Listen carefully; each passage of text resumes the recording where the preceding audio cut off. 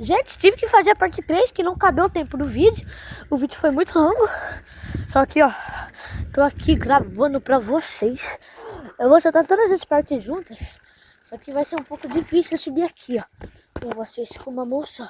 Então eu vou descer da bike. E agora a gente vai pro portão. Aí eu vou abrir aqui o portão.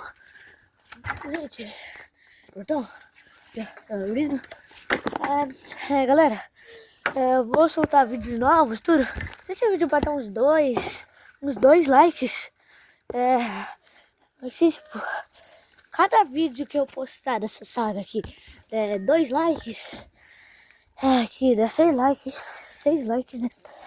Eu vou fazer um vídeo com minha receita de limãozinho caseira. Só que, ó, e tem um petinho de estimação que outro vídeo eu vou gravar ela. Vou soltar aqui o vídeo. Tchau, galera!